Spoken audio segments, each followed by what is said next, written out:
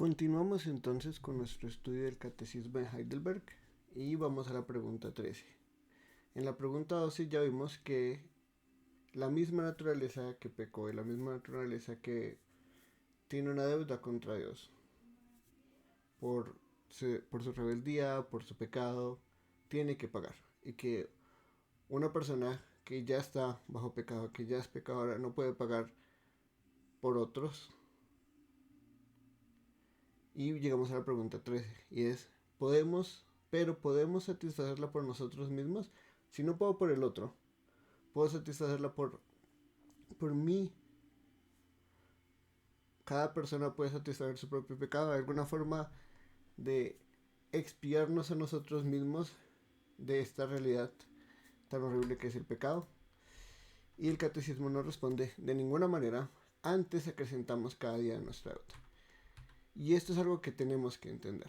Si entendemos que nuestra rebeldía contra Dios, nuestro odio contra Dios, es como una deuda, y eso lo dirá Jesús en la parábola de los talentos, es una deuda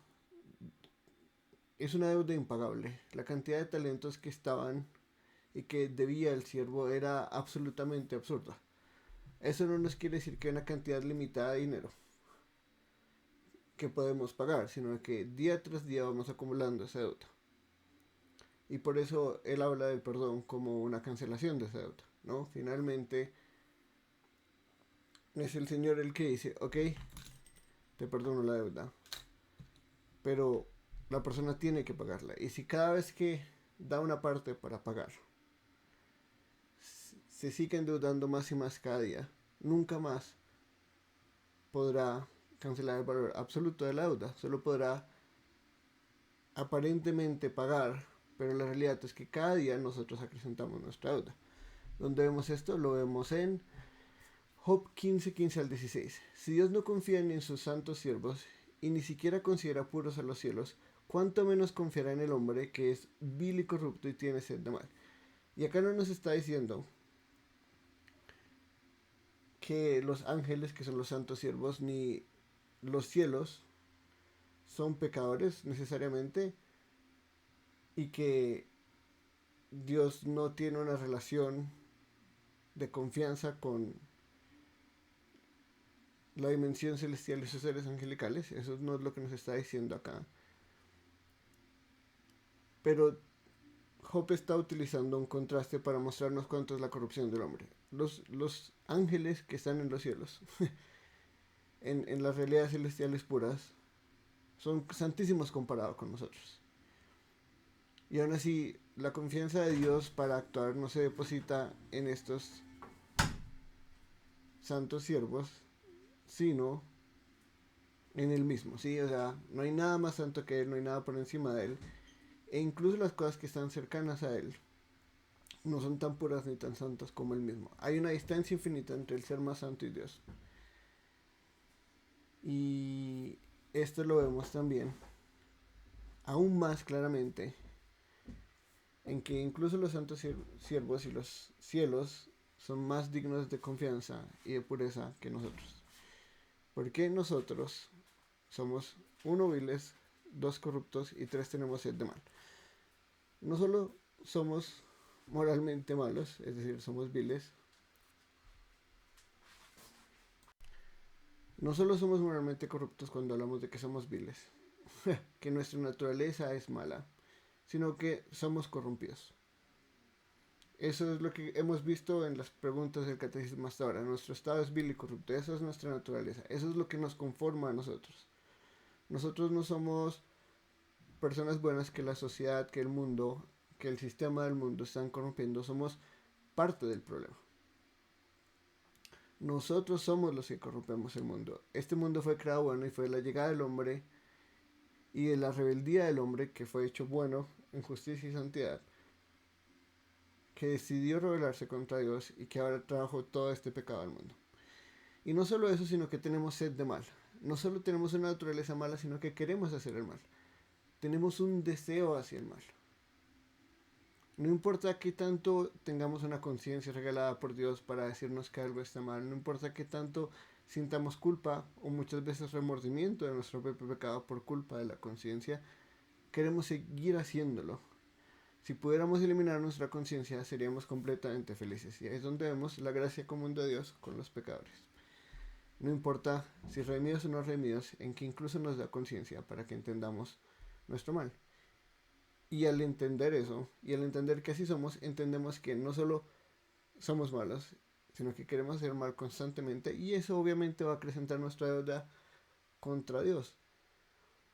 Porque no importa las buenas acciones que hagamos, nuestras intenciones son tan corruptas, son tan malvadas, que finalmente lo que son aparentes buenas obras son un insulto al Creador, al bien supremo y al Dios Santo, que nos ve viles, corruptos y sedientos de mal. De aquí entonces seguimos al Salmo 133. Si tú, Señor, tomaras en cuenta los pecados, ¿quién, Señor, sería declarado inocente? Acá estamos en una corte. Si a una persona, solo a una, o si a toda la humanidad se le tomaran en cuenta los pecados, ¿quién sería declarado inocente? Y la respuesta está incluida en la pregunta. Absolutamente nadie. En el momento en el que vamos a la corte de Dios y se abren los libros y se muestran nuestros pecados, somos claramente declarados culpables. Y esto solo refuerza lo que ya hemos visto constantemente en el catecismo, y estamos perdidos. Alguien pecador no puede salvarnos, y nosotros mismos no podemos salvarnos porque nosotros hacemos parte del problema. Mateo 18, 23 al 25 dice: Por eso el reino de los cielos se pareció a un rey que quiso ajustar cuentas con sus siervos. Al comenzar a hacerlo, se le presentó uno que debía miles y miles de monedas de oro. Como él no tenía con qué pagar, el Señor mandó que lo vendieran a él, a su esposa y a sus hijos y todo lo que tenía para así saldar su deuda. Y ya, esto es exageradísimo. Y obviamente si leemos una traducción diferente a la nueva versión internacional, nos va a hablar de talentos, una cantidad exorbitante de dinero. El punto acá no es que la deuda esté siendo cómicamente o exageradamente puesta, porque así es nuestro pecado frente a Dios. Y así es el reino de los cielos. Cuando nosotros estamos enfrente del Rey Supremo, somos viles y corruptos y le debemos a Él todo, porque Él nos hizo su imagen para reflejarlo a Él, para mostrar al mundo el carácter de Dios y para glorificarlo en todo lo que hacemos, disfrutando de este mundo y gobernándolo en relación con Él y de acuerdo a sus estatutos. Y nosotros preferimos no hacer ninguna de esas cosas.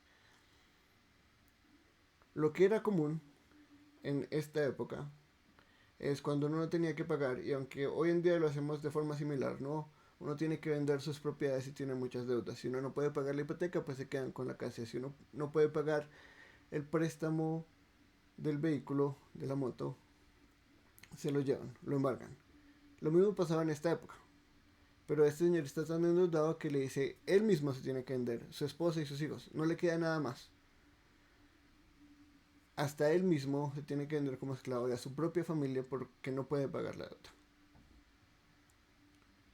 Y la realidad es que aunque Jesús va a utilizar esto para mostrarnos la importancia del perdón, ni vendiéndonos a nosotros mismos, ni vendiendo a nuestras familias, ni vendiendo todo lo que nos pertenece y todo lo que Dios ha puesto en nuestro cuidado, podemos saldar la verdadera deuda delante de Dios.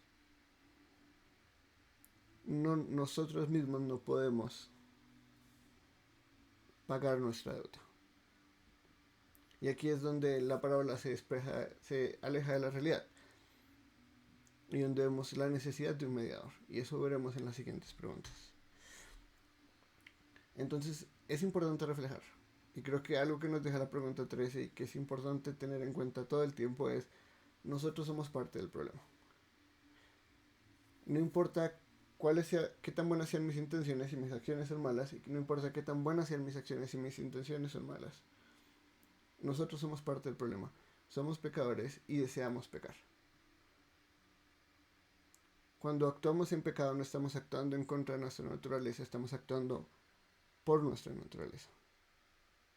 Cuando aparentamos hacer cosas buenas para que los hombres nos alaben, para obtener beneficios en este mundo, sea cual sea la razón, si no es para la gloria de Dios, sino es amando a Dios como nuestro bien supremo, por encima de todo, nuestro Creador, nuestro Señor. Y fluyendo de eso, amando a nuestros prójimos como nosotros mismos. Si no es así, estamos cortos. Y no solo no lo hacemos, sino que obramos en contra de esa ley constantemente, acrecentando nuestra deuda contra el Creador de todo lo que existe, nuestro Señor, y a quien le debemos todo lo que somos y todo lo que tenemos. Y aquí es donde entendemos, la deuda nunca cesará.